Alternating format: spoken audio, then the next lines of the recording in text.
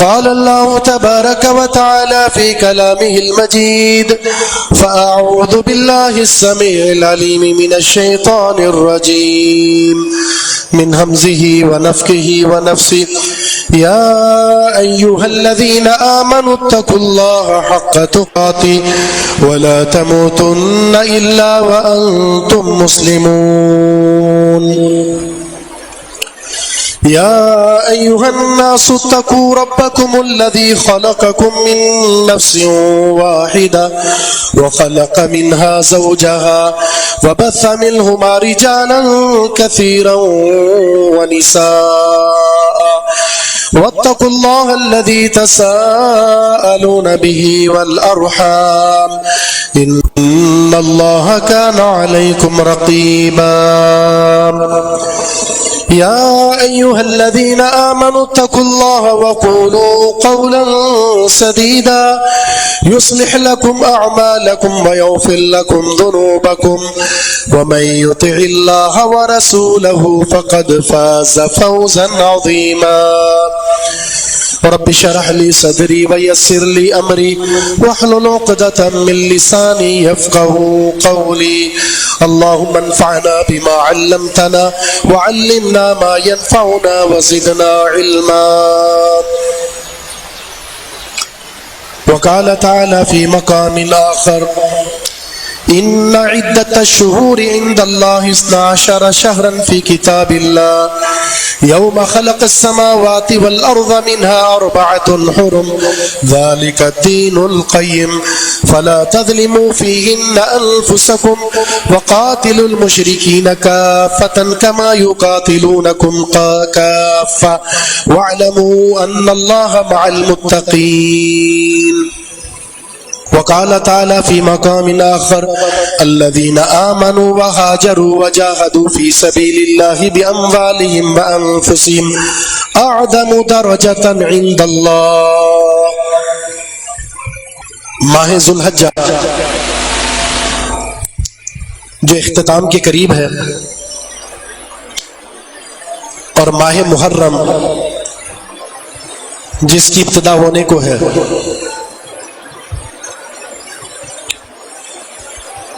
اسلام کے اندر یہ 2 مہینے اور اسلامی تاریخ کے اندر یہ 2 مہینے بڑا مقام رکھتے ہیں، اور اللہ تعالیٰ نے ان دونوں مہینوں کو حرمت والا بنایا ہے. ان عدۃ الشہور عند اللہ 12 شہرا فی کتاب اللہ. اللہ کے ہاں مہینوں کی تعداد 12 ہے، اور یہ بات اللہ نے کتاب اللہ یعنی لوح محفوظ میں تحریر فرما دی ہے. جس دن اس نے زمین اور آسمان کی تخلیق فرمایا، اسی وقت اس نے زمانے کو بھی تخلیق فرمایا.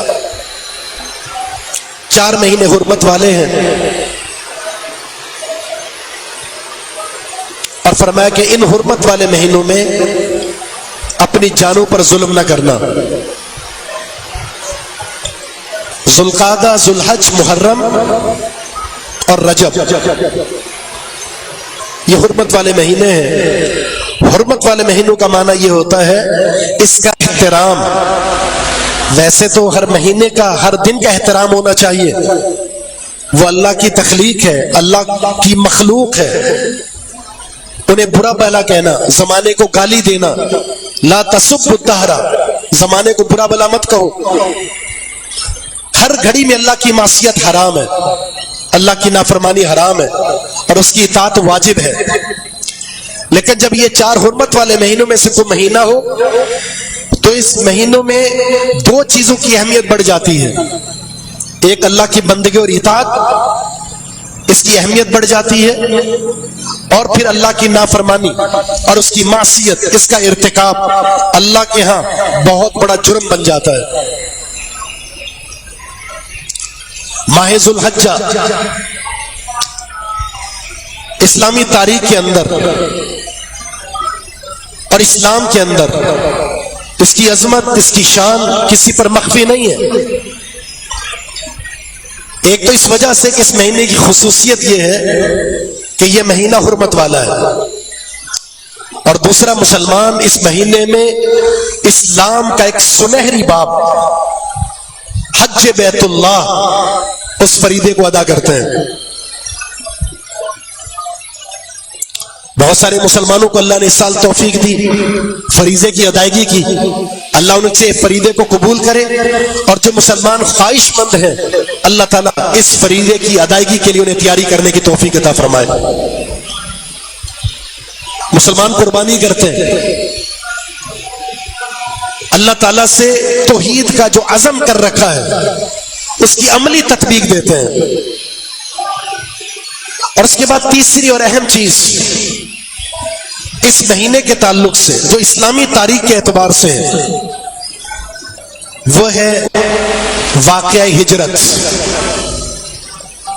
آپ جانتے ہیں کہ ہماری جو اسلامی تقویم ہے, اسلامی کیلنڈر, اس کی ابتدا کس مہینے سے ہوتی ہے؟ محرم سے, سال نو. مسلمانوں کے اندر یہ جو مزاج ہے وہ قطعی طور پر اسلامی نہیں ہے. عیسوی سن شروع ہوتا ہے, مسلمان اس انگریزی سال پر جس کی بنیاد بھی غیر ثابت شدہ اصول پر ہے, اس سال کی ابتدا میں جشن مناتے ہیں, خوشیاں مناتے ہیں, چراغاں کرتے ہیں, ہلڑ بازی کرتے ہیں. ہر وہ غیر شرعی کام جو ہو سکتا ہے وہ مسلمان کر کے محبت کا اظہار کرتے ہیں. اور دوسری طرف پھر جب یہ اسلامی تقویم کا آغاز ہوتا ہے, اس مہینے کی ابتدا کیسے ہوتی ہے؟ وہ بھی غیر شرعی کاموں کے ساتھ, رو کر, دھو کر, چیخ کر, چلا کر. وہاں خوشی ہے اور یہاں غمی ہے. اسلام نے نہ خوشی کے لیے ہمارے لیے کسی دن کے انتخاب کا اختیار دیا ہے, نہ غمی کے لیے کسی دن کے مقرر کرنے کا اختیار دیا ہے. خوشی مقرر کر دی ہے, 2 دن مسلمانوں کو خوشی کے دے دیے ہیں, عید الاضحیٰ, عید الفطر. یہ خوشی کے دن بھی اسلامی احکامات کے مطابق آپ نے گزارنے ہیں, اس میں بھی آپ کی مرضی نہیں ہے. خوشی بھی دے دی اور خوشی کے احکامات بھی دے دیے. غمی لاحق ہوتی ہے, غم انسان کی زندگی کا حصہ ہے. اللہ رب العزت نے اس غمی کے موقع پر اصول اور ضوابط میں مقرر کر دیے. کلمہ گو مسلمان خوشی کے لیے اپنی مرضی سے کسی دن کا انتخاب نہیں کر سکتا, اور غمی کے لیے بھی کسی دن کو مقرر نہیں کر سکتا کہ سالانہ بنیاد پر خوشی کا اظہار کرتا رہے اور غمی کا اظہار کرتا رہے. اور مسلمانوں کی اکثریت شریعت کے ان اصولوں کو پامال کرتی ہے. کوئی فوت ہوا ہے تو اس کے غمی کا دن ختم ہوتا ہی نہیں ہے. وفات پائے ہوئے عرصہ گزر چکا ہے, عرصہ گزر چکا ہے, اب بھی اس کی وفات کا دن منایا جاتا ہے. پیدا ہوئے اور وفات ہوئے عرصہ گزر چکا ہے, پیدائش کا دن بھی منایا جا رہا ہوتا ہے. اور یہ کام کر رہے ہیں مسلمان جو شریعت کے پابند ہیں, اللہ کے اصول کے پابند ہیں, کتاب و سنت کے پابند ہیں. یہ جو ذو الحجہ کا مہینہ ہے اسلامی تقویم کے حوالے سے اس کی بڑی اہمیت ہے. واقعہ ہجرت, جب بھی اسلامی سال کا آغاز ہوتا ہے تو ہمیں کون سا سبق ملتا ہے؟ اسلام کا ایک اہم باب, اسلامی تاریخ کا ایک سنہرا باب, وہ ہے واقعہ ہجرت. دنیا میں جتنی بھی تقویمیں ہیں, کیلنڈر ہے, یا تو کسی کی ولادت پر ہے, یا کسی کی وفات پر ہے, یا کسی کی سلطنت پر فائز ہونے کے ساتھ منسوب ہیں. لیکن اسلامی تقویم کی نسبت نہ کسی کی ولادت کے ساتھ ہے, نہ کسی کی وفات کے ساتھ ہے, نہ کسی کے سلطنت پر فائز ہونے کے ساتھ ہے, بلکہ ایک سنہرے باب اللہ کی خاطر, اللہ کی توحید کی خاطر, اس کے دین کی خاطر, دین کی سربلندی کے لیے ایک عظیم مقام کو چھوڑ کر مسلمان ایک عظیم مقام کی طرف سفر کر کے جاتے ہیں, جس کو واقعہ ہجرت کہتے ہیں. اس تقویم کا آغاز کیسے ہوا؟ سیدنا عمر رضی اللہ تعالیٰ کے سامنے یہ رائے آئی تھی, ہر ایک کی اپنی تقویم ہے, کیلنڈر ہے, اسے وہ جاری رکھے ہوئے ہیں، اس پر وہ فخر کرتے ہیں۔ مسلمانوں کے پاس اپنی کوئی تقویم نہیں ہے، ان کی اپنی کوئی تاریخ نہیں ہے۔ تو اس پر مشاورت ہوئی، مشاورت کے بعد بہت سارے امور سامنے آئے تھے۔ ان میں سے جو سب سے اہم ترین چیز جو صحابہ کے مشورے سے طے ہوئی اور پسندیدہ، وہ تھی واقعہ ہجرت۔ واقعہ ہجرت، اس کے پیچھے بھی چونکہ یہ جب میٹنگ ہوئی، معاملات ہوئے، مشاورت کا ایک اجلاس ہوا، وہ ذوالحجہ کے آخر میں ہوا تھا، اور واقعہ ہجرت اس حوالے سے بھی جو امور اور میٹنگ اور مشاورت رسول اللہ صلی اللہ علیہ وسلم کے ساتھ طے ہوئی تھی، وہ بھی ذوالحجہ میں ہوئی تھی۔ اس لیے پھر اسی واقعے کو بنیاد بنا کر ماہ محرم کی ابتدا سے اسلامی تقویم کا آغاز ہوا، اور نسبت واقعہ ہجرت کی۔ اس میں سب سے پہلی بات تو یہ ہے، جب صحابہ اکرام رضوان اللہ علیہ مجمعین نے باہم مشاورت کے ساتھ اس اسلامی تقویم کا آغاز کیا، اور پھر اس کے پیچھے جو واقعہ ہے وہ ایک حقیقت پر مبنی ہے، کوئی کہانی نہیں ہے، کوئی افسانہ نہیں ہے، ایک ایسی حقیقت جو ہر مسلمان کے لیے ضروری ہے، جس کا ادراک بھی، جس کی معرفت بھی، اور اس سے ملنے والے اسباق اور دروس اور نصائح کو اختیار کرنا بھی۔ اس لیے کم از کم اسلامی تقویم کا اجرا، اسلامی تقویم کی معرفت، اسلامی سال کے مہینوں کی تعداد اور ترتیب اور تاریخ، اس کا معلوم ہونا ضروری ہے۔ بہت سارے مسلمان ایسے ہوں گے انہیں پتہ ہی نہیں اسلامی سال کی ابتدا کب سے ہوتی ہے، ترتیب کے ساتھ اسلامی مہینوں کے نام یاد نہیں ہوں گے۔ اگر کسی سے پوچھ لیا جائے اسلامی تاریخ کیا تو نہیں معلوم ہوگا۔ عیسوی سن ترتیب سے سنا دیں گے، بغیر کسی ہچکچاہٹ کے سنا دیں گے، تاریخ آپ کو بتا دیں گے۔ تو اسلام کی طرف اگر ہماری نسبت ہے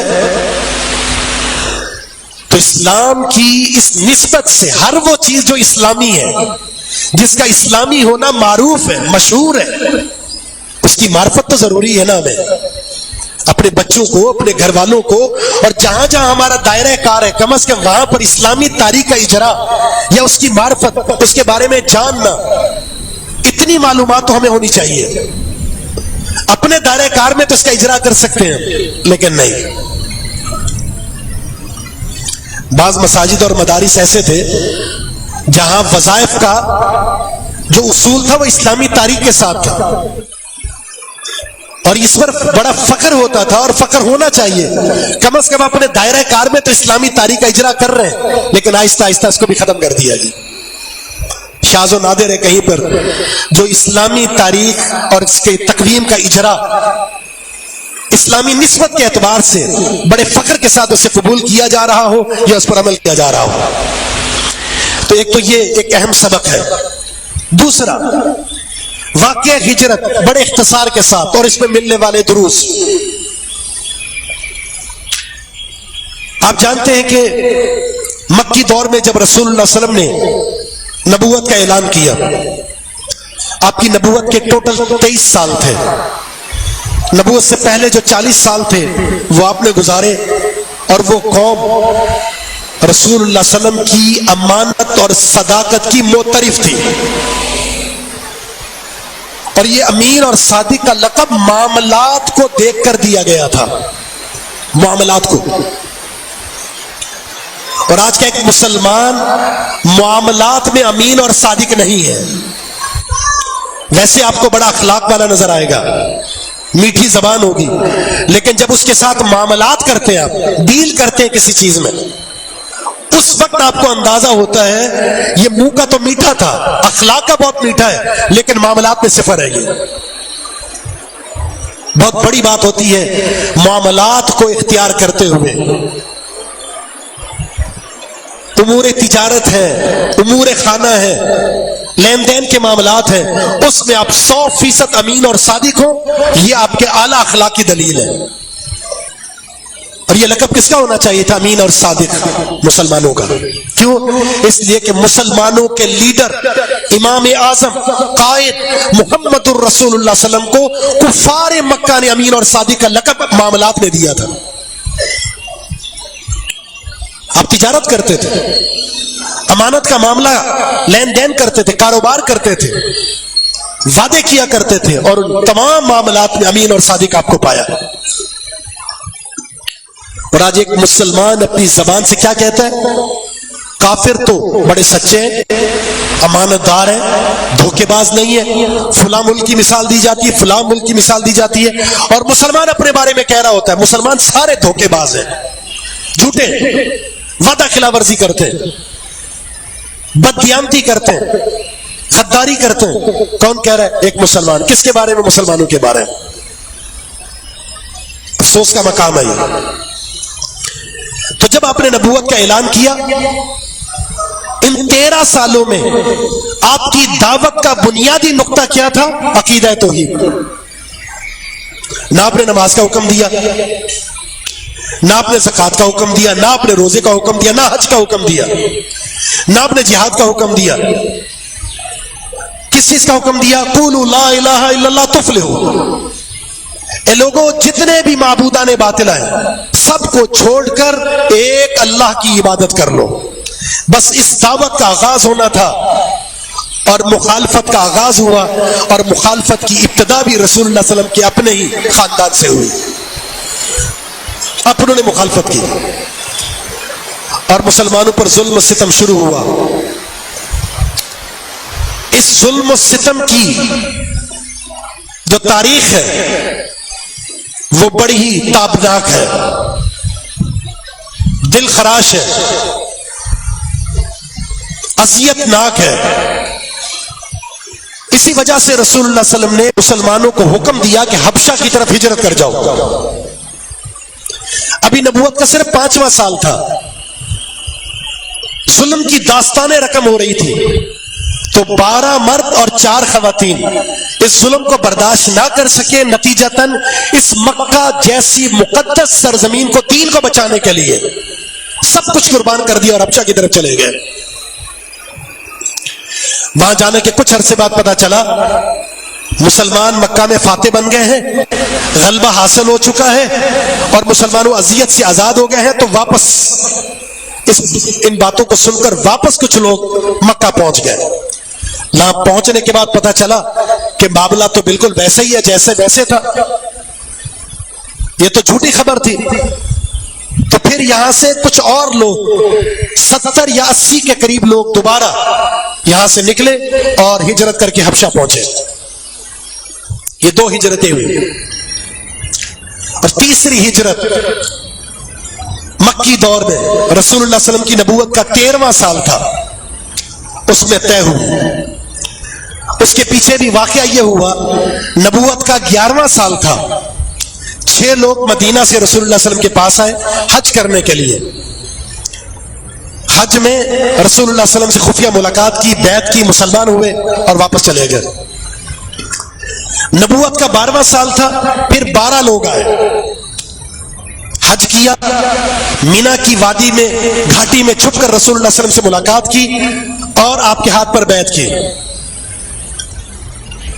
رسول اللہ صلی اللہ علیہ وسلم نے ان کا امیر مقرر کیا، دائی اور مبلغ مصعب بن عمیر رضی اللہ تعالیٰ عنہ کو پہلے اسلام کے سفیر اور مبلغ بنا کر مدینہ ان 12 افراد کے ساتھ آپ نے بھیج دیے۔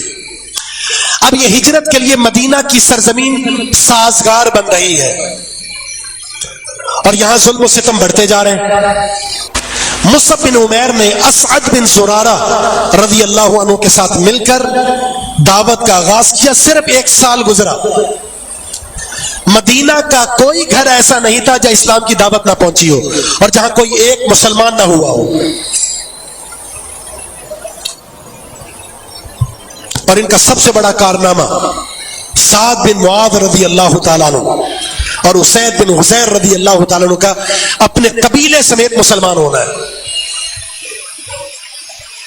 جب یہ سعد بن معاذ کو دعوت دی، دعوت سنی، غور و فکر کیا اور مسلمان ہو گئے۔ نوجوان تھے اپنے قبیلے کے،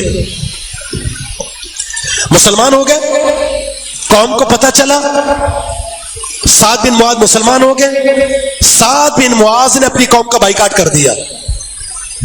مجھے اپنا سردار مانتے ہو، مجھ پر اعتماد کرتے ہو، تو سعد بن معاذ تم سے بات نہیں کرے گا جب تک تم حتی تؤمنوا باللہ وحدہ، ایک اللہ پر ایمان نہ لے آؤ. کوئی بات نہیں ہوگی، بائیکاٹ ہے. میری ہر بات کو مانتے ہو اور میں تمہارے بارے میں سنجیدہ فیصلے کرتا ہوں، اور آج میں نے سنجیدگی کے ساتھ اسلام کو قبول کیا ہے، اس بات میں میری بات کو ماننا ہوگا. قوم نے غور و فکر کیا، یہ قابل فخر ہمارا سرمایہ ہے، بڑا ہی سمجھدار سلجھا ہوا نوجوان ہے، اس نے اگر یہ قدم اٹھایا ہے تو اس کے پیچھے ان کی سمجھداری ہے، فہم و فراست ہے، تو ہمیں کیا کرنا چاہیے. سب نے میٹنگ کرنے کے بعد کہا ان کی بات کو مان لیتے ہیں. پھر سعد بن معاذ سے جدائیگی برداشت بھی نہیں ہوتی تھی، اور اس قوم کی ان سے جدائیگی برداشت نہیں ہوتی تھی. نتیجتاً ساری کی ساری قوم مسلمان ہو جاتی ہے، پورا قبیلہ مسلمان ہو گیا. نبوت کا 13واں سال تھا. اب یہاں سے 70 یا 80 کے قریب لوگ حج کرنے کے لیے بیت اللہ پہنچے. حج کیا اور رسول اللہ صلی اللہ علیہ وسلم سے خفیہ روابط کے ذریعے میٹنگ کا مقام طے ہوا. ایام تشریق کا وسط یعنی 11، 12، 13 ذوالحجہ میں سے کوئی ایک درمیانی رات مینا کی گھاٹی میں کسی جگہ پر آپ سے ملاقات کریں گے. مقام طے ہوا، تاریخ طے ہوئی، رات کے پہر میں رسول اللہ صلی اللہ علیہ وسلم سے ملاقات ہوئی. آپ کے ہاتھ پر بیعت کی، اور رسول اللہ صلی اللہ علیہ وسلم نے اس بیعت میں کیا فرمایا، بلکہ اس بیعت سے پہلے عباس رضی اللہ تعالیٰ جب بھی مسلمان نہیں ہوئے تھے خطبہ دیا. کہے قوم تم یا رسول اللہ صلی اللہ علیہ وسلم سے یہ بات کر رہے ہو مدینہ میں آنے کی، دیکھو ہم نے رسول اللہ صلی اللہ علیہ وسلم کی یہاں حفاظت کی ہے، آپ یہاں محفوظ ہیں. اگر تم رسول اللہ صلی اللہ علیہ وسلم کی وہاں حفاظت کر سکتے ہو، آپ پر اپنا جان مان تن دن سب قربان کر سکتے ہو، تو پھر رسول اللہ صلی اللہ علیہ وسلم جائیں گے، ورنہ ہم حفاظت کے لیے کافی ہیں. تو وہاں پر انصار کی طرف سے لوگ کھڑے ہوئے، انہوں نے رسول اللہ صلی اللہ علیہ وسلم کی حفاظت اور آپ کی امان کی پوری توثیق کی، اور کہا کہ ہم رسول اللہ صلی اللہ علیہ وسلم پر امر مال بھی لٹا دیں گے، اپنی جان بھی لٹا دیں گے، اور رسول اللہ صلی اللہ علیہ وسلم کی حفاظت فرمائیں گے. پھر پیارے پیغمبر علیہ السلام نے بیعت لی، دیکھو تم کمزور ہو یا طاقتور میری مدد کرو گے، آسانی ہو یا مشکل، ہر حال میں مالی اعتبار سے میری مدد کرو گے. میں جو بھی حکم دوں معروف میں میری اطاعت کرنی ہے اور میری معصیت سے بچنا ہے. سب نے آپ کے ہاتھ پر بیعت کر لی، اور معاملہ طے ہو گئے کہ رسول اللہ صلی اللہ علیہ وسلم اپنے صحابہ کے ساتھ یہاں سے ہجرت کر کے مدینہ پہنچیں گے. اس کے بعد آپ نے صحابہ کرام کو حکم دے دیا ہجرت کا. اب واقعہ ہجرت جو مدینہ کی طرف ہے یہاں سے شروع ہوئی. 2 مہینے کے اندر پورا مکہ صحابہ سے خالی ہو گیا، سوائے وہ صحابہ جنہیں کفار نے جھگڑا ہوا تھا، اور رسول اللہ صلی اللہ علیہ وسلم اور ابو بکر صدیق رضی اللہ تعالیٰ عنہ اور چند خواتین. اس کے علاوہ سارے کے سارے آہستہ آہستہ چھپ چھپا کر ظلم و ستم سہتے ہوئے مدینہ پہنچ گئے. یہ ہجرت اور مہاجرین کا مکہ سے رخصت ہو کر مدینہ جانا، مکہ میں بھی ظلم سہے ہیں، واقعہ ہجرت میں بھی ظلم سہے ہیں، اور ایسی سرزمین میں پہنچے ہیں جہاں نہ انہیں معلوم تھا ہماری معاش کیا ہوگی، نہ انہیں معلوم تھا ہمارا گھر بار کیا ہوگا. اللہ کے رسول نے جب مکہ کو چھوڑنے کا ارادہ فرمایا تو بیت اللہ کو خطاب کیا، اے بیت اللہ، اللہ کی قسم اس سرزمین پر، روئے زمین پر تجھ سے مقدس مقام کوئی اور نہیں ہے. اگر میری اس قوم نے مجھے یہاں سے نکلنے پر مجبور نہ کیا ہوتا میں تیرے علاوہ کسی اور جگہ بسنا پسند ہی نہ کرتا. یہاں سے کیوں رخصت ہو رہے ہیں؟ بیت اللہ جیسے مقام کو کیوں چھوڑ رہے ہیں؟ صرف اللہ کی توحید کی خاطر، اللہ کے دین کی خاطر. اس واقعہ ہجرت میں جو سب سے پہلا سبق ہے ایک مسلمان کے لیے وہ یہ ہے، جگہ چھوڑ سکتے ہیں، علاقہ چھوڑ سکتے ہیں، مال و دولت چھوڑ سکتے ہیں، ظلم و ستم برداشت کر سکتے ہیں، مر سکتے ہیں، کٹ سکتے ہیں، لیکن توحید پر کوئی سمجھوتا نہیں کر سکتے۔ سیدنا معاذ کو کیا فرمایا تھا؟ لا تشرک باللہ وَإِن قُتِلْتَ أَوْ حُرِّقْتَ، معاذ اللہ کے ساتھ کسی کو شریک نہ ٹھہرانا، چاہے جلا دیے جاؤ چاہے قتل کر دیے جاؤ۔ آج اسلامی ریاست کی ہم بات کرتے ہیں، ہم اپنے ملک کے اس عظیم کی بات کرتے ہیں جس کا حصول تھا ہی توحید کے لیے، جس کا حصول تھا ہی توحید کے لیے، جس کے لیے قربانیاں پیش کی گئی وہ مقصد توحید تھا۔ اور آج اس ملک میں چند ایک افراد، چند ایک مقامات ہیں، چند مخصوص جگہیں ہیں، چند چھوٹی چھوٹی جماعتیں ہیں جنہوں نے اس توحید کا تمسک کر رکھا ہے، ورنہ اکثر مقام اور اکثر لوگ شرک کی دلدل میں پھنسے ہوئے ہیں۔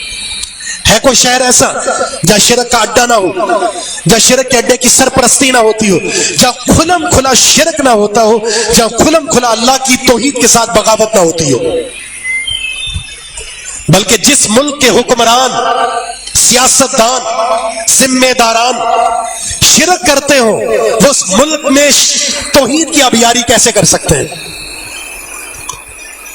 آج ہماری معیشت کا بیڑا غرق ہو چکا ہے، امن و سلامتی کا جنازہ نکل چکا ہے، ہر کوئی رو رہا ہے، ہر کوئی پریشان ہے، ہر کوئی رونا رو رہا ہے۔ جس سے پوچھے وہ ایک ہی بات کرتا ہوا نظر آ رہا ہے، بھئی یہاں سے بھاگو، اس ملک میں اب کچھ نہیں بچا، کاروبار بند ہو گیا، فیکٹریاں بند ہو گئی، یہ ہو گیا اور وہ ہو گیا۔ کتنا صدمہ ہے، اس ملک کے چپے چپے میں شرک ہے۔ کیا کسی کو اس بات پر صدمہ ہے؟ کسی کو اس بات پر افسوس ہے یار اس ملک سے یہ شرک کے اڈے کیسے ختم ہوں گے؟ یہ جو کھلم کھلا شرک ہوتا ہے، یہ کھلم کھلا جو اللہ اس کے رسول کی گستاخی ہوتی ہے، صحابہ کا مذاق اڑایا جاتا ہے، قرآن کا مذاق اڑایا جاتا ہے، حدیث کا مذاق اڑایا جاتا ہے، دین کے نام پر اتنے فتنے ہیں، دین کو اجنبی کر دیا گیا ہے، ان کا خاتمہ کیسے ہوگا؟ ان کے خلاف ہم کیسے اٹھیں؟ دین کا دفاع کیسے کریں؟ اس دین کی اجنبیت کو ہم کیسے ختم کریں؟ ہم کیسے قال اللہ اور قال رسول کی صدا کو بلند کر کے، توحید کا نعرہ بلند کر کے اس ملک کے چپے چپے میں توحید کی آبیاری کر دیں؟ کسی کو یہ فکر لاحق ہوئی ہے؟ کسی نے اس کے لیے آواز اٹھائی ہے؟ بلکہ جتنی بھی تنظیمیں بنی ہوئی ہیں سوائے اہل الحدیث کے، جن کے ممبر اور محراب سے، جن کے جلسے جلوس میں، جن کے دروس میں توحید کا نعرہ بلند ہوتا ہے، جو ایک ہی فکر کے ساتھ کھڑے ہوتے ہیں کہ کسی طرح شرک ختم ہو جائے اور توحید کی سربلندی ہو، اس معاشرے سے بدعت ختم ہو جائے اور سنت کی سربلندی ہو۔ اس کے علاوہ کون سی ایسی تنظیم ہے چاہے وہ اسلام کے نام پر ہی ہو، نسبت بھی اسلامی ہو، وہ ان شرک کے اڈوں کے خاتمے کی بات کرتی ہے؟ فکر تو یہ ہونی چاہیے، اور یہ اللہ کا وعدہ ہے، یہ اللہ کا وعدہ ہے کہ تم اللہ کی بندگی کر لو اور شرک نہ کرنا، شرک کو چھوڑ دینا۔ اللہ فرماتا ہے کہ ہمارا یہ وعدہ ہے وَلَا يُبَدِّلَنَّهُمْ، اللہ تبدیل کر دے گا کیا؟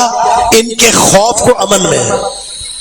اللہ یہ خوف ختم کر دے گا، وہ معیشت کے خوف ہے، وہ امن و سلامتی کے خوف ہے، وہ کفار کے خوف ہے، وہ کفار کی یلغار ہے، ان کی ثقافت اور تہذیب اور تمدن کی یلغار ہے۔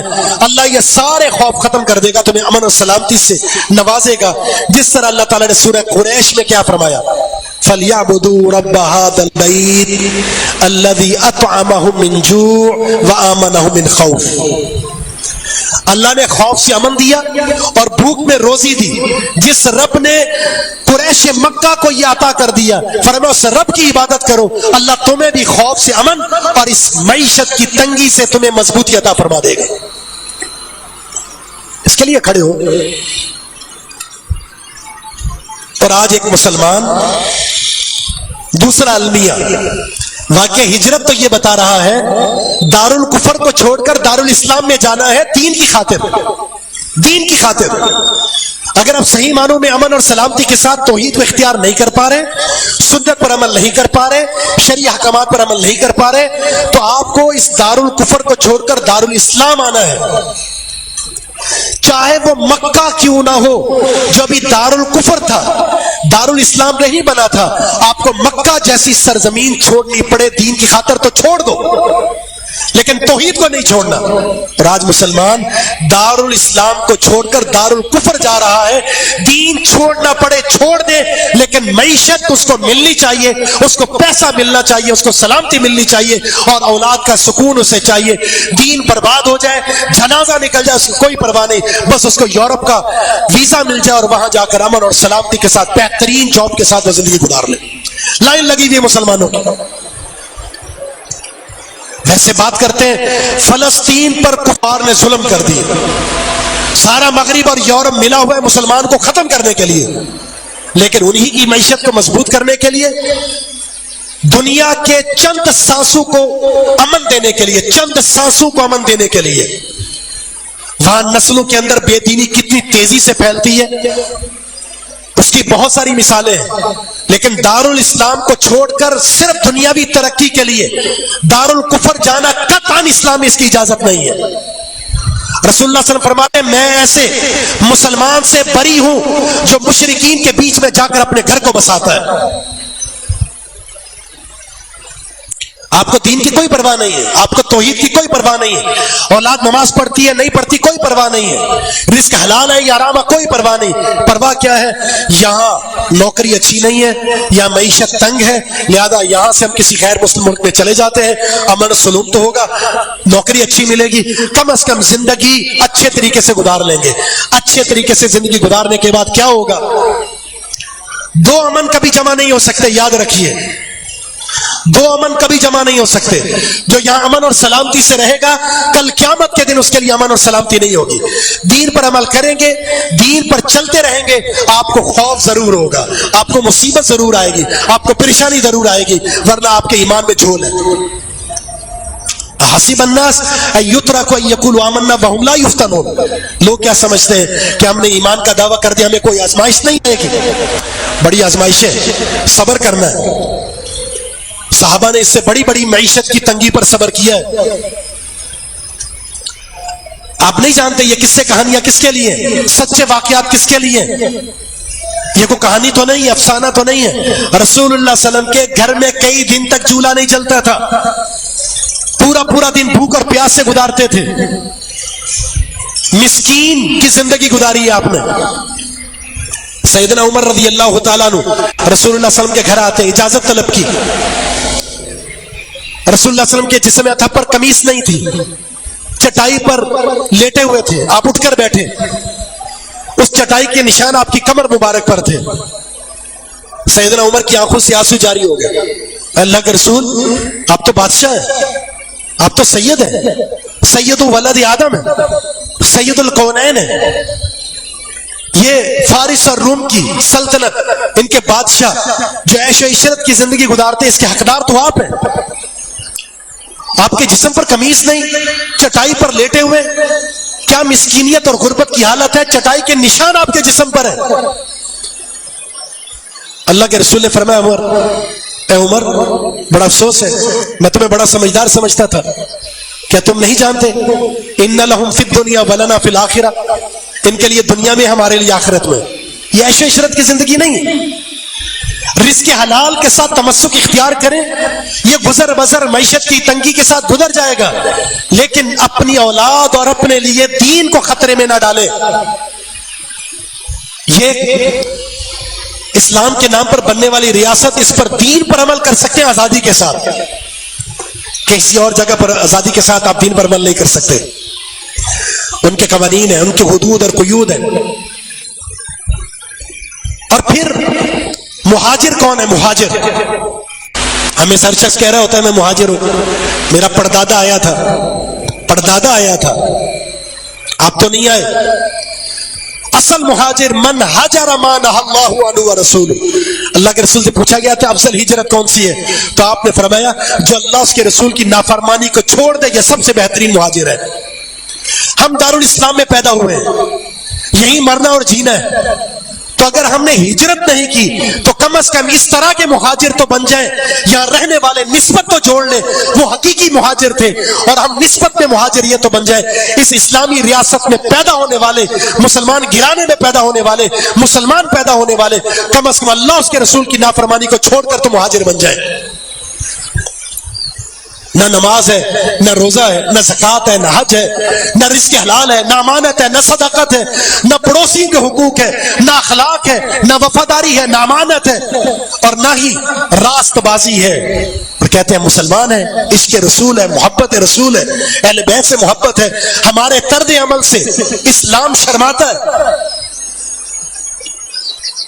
اور پھر ایک مسلمان مہاجر جب مدینہ کے مسلمان کے پاس پہنچا تو انصار اور مہاجرین, واقعہ ہجرت کا ایک اہم سبق, انصار اور مہاجرین کی جو اخوت تھی اسلامی تاریخ میں اس کی شاید دوسری مثال نہ ملے. اور آج کے دور کا ساتھ موازنہ کریں. آج کا دور ایسا ہے, سگا بھائی سگے بھائی کے ساتھ نفرت کرتا ہے, کسی اور سے لڑتا نہیں ہے. آج رشتے دار کو لٹتا دے کر, برباد ہوتا دے کر خوش ہوتا ہے. ایک گھر کی چار دیواری میں جنگ ہو رہی ہے, کس میں؟ میاں بیوی میں, ماں باپ اور اولاد میں.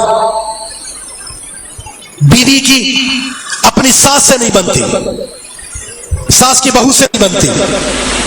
طلاق, لڑائی جھگڑے, قتل و غارت, یہ سوسائٹی میں, معاشرے میں ہر گھر کی کہانی ہے. ایک دوسرے کے خون کے پیاسے ہو گئے, اور وہاں ایک دوسرے کی جان کا دفاع کرتے تھے, مال کا اور عزت کا. اور رسول اللہ صلی اللہ علیہ وسلم نے خطبہ حجۃ الوداع کے موقع پر کیا اعلان کیا تھا؟ ان دماءکم واموالکم واعراضکم حرام علیکم کحرمت یومکم ھذا فی شہرکم ھذا وفی بلدکم ھذا.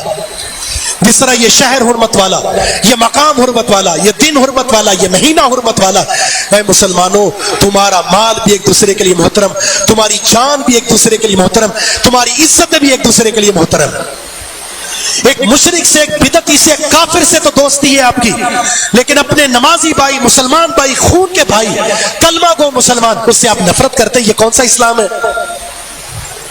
کیسے مسلمان ہے؟ واقعہ ہجرت یہ کہتا ہے جان دے دو, توحید پر سمجھوتا نہیں ہوگا. واقعہ ہجرت یہ کہتا ہے سب سے عظیم جگہ کو چھوڑ کر آپ جا سکتے ہیں, جہاں امن بھی ہو, سلامتی ہو, کچھ بھی ہو, لیکن توحید کو اور دین کو نہیں چھوڑ سکتے. واقعہ ہجرت یہ سبق دیتا ہے اپنے بھائی کا دفاع کرنا ہے, اس کے مال کا دفاع کرنا ہے, اس کی عزت کا دفاع کرنا ہے, انہیں اپنا خون سمجھنا ہے. کلمے کی بنیاد پر جو رشتہ قائم ہوتا ہے وہ خون سے زیادہ مضبوط ہے, خون سے زیادہ مضبوط ہے. ہم یہاں جمع ہیں, نمازی ہیں, ایک دوسرے کی عزت کا دفاع کریں, ایک دوسرے کا احترام کریں, پیار کریں, محبت کریں.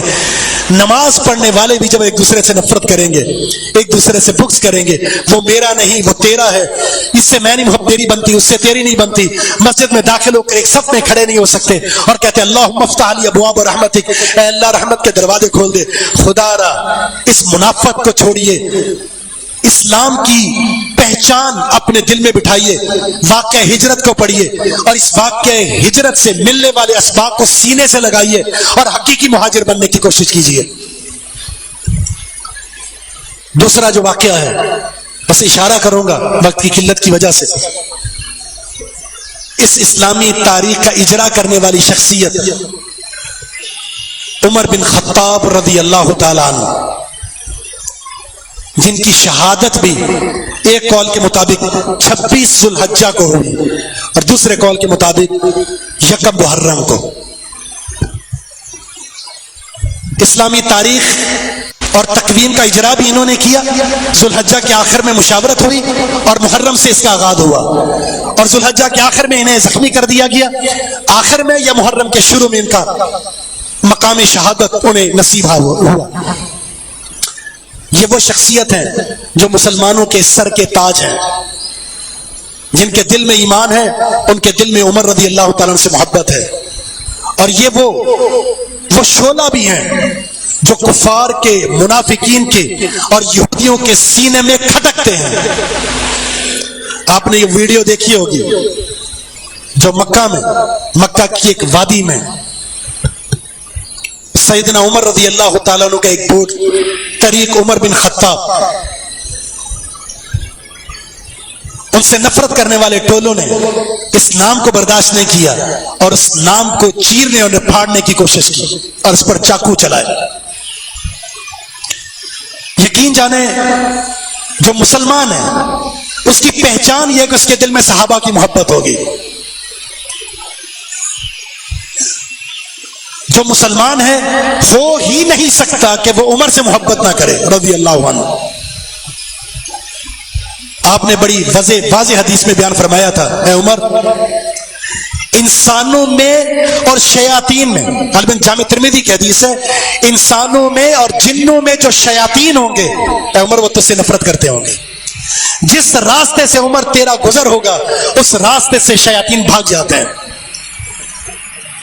ما سلک فجن الا سلک غیر فجن۔ یہ وہ شخصیت ہیں جن کے بارے میں پیارے پیغمبر علیہ الصلوۃ والسلام نے خواب دیکھا تھا۔ بہت سارے خواب ہیں سیدنا عمر رضی اللہ تعالیٰ ان کے بارے میں۔ ایک خواب میں آپ کے سامنے بیان کرتا ہوں۔ آپ نے خواب میں دیکھا کیا کچھ لوگ امت کے پیش کیے گئے اور انہیں لمبی لمبی قمیصیں پہنی ہوئی ہیں، کسی کی قمیص سینے تک آ رہی ہے، کسی کی اس سے نیچے ہے۔ آپ نے فرمایا عمر رضی اللہ تعالیٰ عنہ مجھ پر پیش کیے گئے، میں نے قمیص دیکھی اتنی لمبی تھی کہ زمین کے ساتھ گھسٹ کر جا رہی ہے۔ صحابہ نے کہا اللہ کے رسول کیا تعویل ہے، تعبیر کیا ہے؟ آپ نے فرمایا الدین، اس کی تعبیر دین ہے۔ کسی کا عمل کتنا، کسی کا عمل کتنا، کسی کا عمل کتنا۔ میں نے سیدنا عمر کو دیکھا دین پر عمل کرنے کے اعتبار سے 100% ہے، مبشر بالجنہ، جنت کی بشارت کئی دفعہ دی۔ جو نسبت ہے، جو تعلق ہے وہ آپ سب جانتے ہیں۔ اللہ رب العزت ہمیں اسلام کے ساتھ جڑنے کی توفیق عطا فرما دے۔ وہ جو فتنے دین کے نام سے پھیلتے چلے جا رہے ہیں اللہ تعالیٰ ہمیں ہمت دے، قوت دے، طاقت دے، ہم اپنے دین کا دفاع کر سکیں، اپنے صحابہ کا دفاع کر سکیں، کتاب و سنت کا دفاع کر سکیں، توحید کا دفاع کر سکیں اور سنت کا دفاع کر سکیں۔ جتنی پریشانی ہمیں معیشت کے تعلق سے، اس سے زیادہ پریشانی ہمیں دین کے تعلق سے بنا دے اللہ تعالیٰ، فکر مند دین کے تعلق سے بنا دے۔ اور اللہ رب العزت ہمیں ایسے حکمران، ایسے ذمہ داران عطا فرما دے جو توحید کی آبیاری کرتے ہوں، جو سنت کی آبیاری کرتے ہوں، جو دین کی آبیاری کرتے ہوں، جو صحابہ کا دفاع کرنے والے ہوں، اور جتنے فتنے دین کے تعلق سے ہیں ان کا کلام کما کرنے کی ان کے جسارت اور قوت اللہ تعالیٰ عطا فرما دے۔ اللہ ہماری اس ریاست کو امن کا گہوارہ بنا دے، کتاب و سنت کا بول بالا بنوا دے۔ اللہ وہ فتنے جو دین کے تعلق سے اس ریاست سے دین کو اور ریاست کو برباد کرنے پر تلے ہوئے ہیں اللہ تعالیٰ تمام فتنوں کا کلا کما فرما دے۔ وما توفیق الا باللہ، وآخر دعوانا الحمد للہ رب العالمین۔